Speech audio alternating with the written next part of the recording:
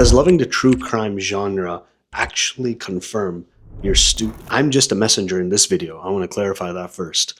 I'm just sharing my opinion because it's a pretty crazy claim and I'd love to know what you think about it and I'll give my thoughts in general. So, true crime genre, like if you're watching this, you probably already know it.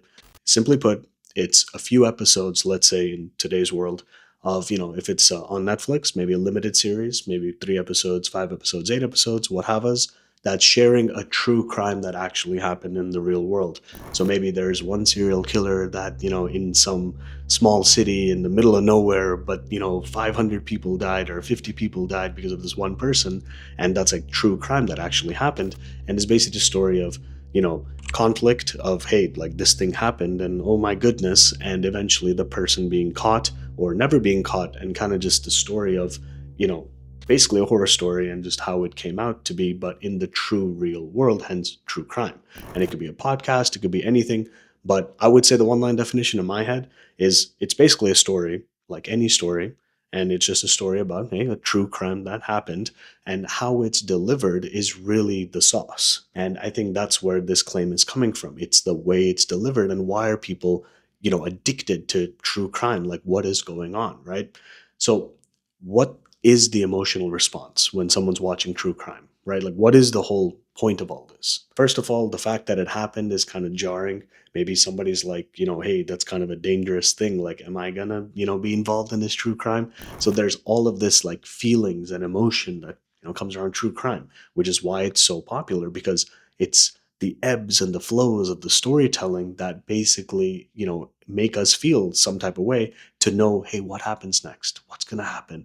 Oh my gosh, this just happened. And then there's more. You won't believe in what's going to happen next. And that's how it ended. Oh, wait, that's not the end. You won't imagine this other twist. So the point is, it has that, crazy storytelling type of pattern. If, the story makes sense and the story is told well, then both of those coming together, then dang, you got a, banger of a true crime series.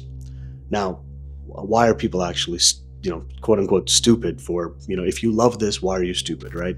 So I was thinking about this and I was like, all right, let's take the stance of I agree with this, and let's take the stance of I disagree with this. I think most people would disagree if you're watching this video. I think if I had to, justify this claim, think about slot machines. Slot machines are what? Yeah, it's gambling. You're at the casino, you put in money, you click the button, you see like, okay, if things work out a certain way in front of you, then if things line up literally, then you will, receive X amount of payout, simply put. But the key difference is with slots, you put in money and you wait for an outcome. And with table games like blackjack, roulette, that's considered a table game, like craps, baccarat, etc., you're basically making a decision to some degree. Like with baccarat, it's also just like you're just playing just like slots. So blackjack is a better example where, hey, you can say, hey, hit me, dealer, like give me another card, or I'm going to stand, like I'm not going to do anything.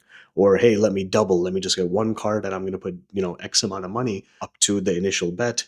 And I'm not going to get too much into gambling, but the point is that there's different decisions that can be made at table games versus slots. You're just kind of going with the flow. And with true crime, kind of is similar to slots when I think about it, because you're pressing the button, so you're pressing play, you're maybe watching, listening, what have us, or reading a book maybe, and you're seeing how the story progresses. Like, it's happening to you versus you having any input other than you choosing to go forward in the storytelling that is being told to you. So for slots, you keep clicking, clicking, clicking, irrespective of up or down in terms of money, the outcomes are happening to you. You're like seeing it and being, wow, oh my gosh, I made, so much money, or oh my gosh, 100 spins and I got nothing. And so true crime is also, as you learn more, you're understanding more, and you just get to, feel whatever's, gonna happen. And then however it makes you feel is, your feeling, your choice, and all that stuff. But you don't really have a choice, like in table games where it's like, all right, hit me, dealer, give me another card, and these type of things. And so why they're saying these folks are quote unquote stupid is because you're letting things happen to you. You're like, just you're existing and you're choosing to indulge in something and you're feeling whatever you feel, but you're choosing to live in this world that it says true crime, but it's not real. Like, it really did happen, but it's like storybooks. It's like anything. It's like reading fiction books like Harry Potter, or Artemis Fowl, if you remember that, or those type of Aragon, type of series. And Lord of the Rings, better examples, more commonplace. Point being, how stupid could someone be if they're loving this or not is like very subjective.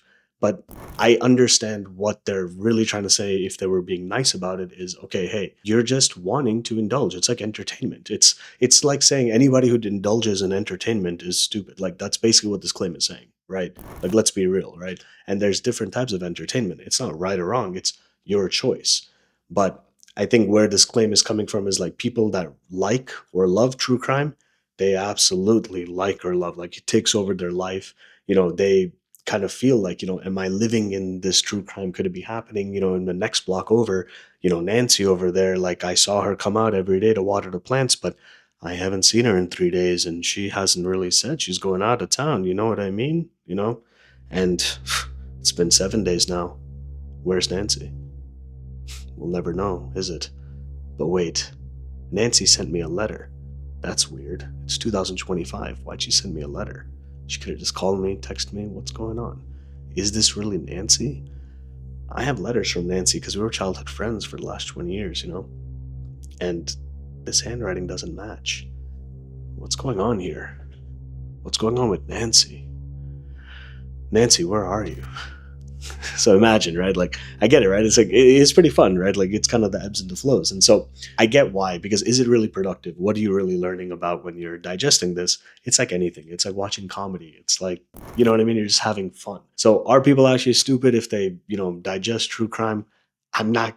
Who am I? I'm just another person. I like my version of true crimes. I like mystery movies, stories, books, and like, mystery versus true crime. It's pretty much the same. It's just true crimes actually happened. Hence, that's more like, wow, it was real. Versus mysteries could be fiction, sci-fi, etc. And now if you say folks who love true crime are smart, I mean, that doesn't take a genius to realize that, maybe things are happening to you, but it's pretty much emotion versus not emotion. So in other words, subjectiveness versus objectiveness. So the subjectivity of your feeling of when this is happening to you versus the slot machines or true crime stories or the feelings, you could also be like, oh, this crime was done by taking steps 1, 2, 3, 4, 5. And then you realize there's a structure of, how you tell a story or how stories are formed. Like it depends which part you actually care about. Like, do you care about how the message was conveyed to you? Or do you care about, oh, like this happened, step 1, step 2, step 3. So because these 3 steps happen, this is the ending outcome. And sometimes there's always a twist. And so that also could be, even though mathematically it all makes sense, would make sense, it doesn't make sense. And then that's where like, that true crime has that extra spice to it. So we can keep talking here forever, and I'm sure you probably want to digest a true crime podcast or something else if you're actually watching this far in the video. So I'm going to end it here. Thanks for coming to the end. I'd love to hear what you think because it's a pretty crazy claim. Peace.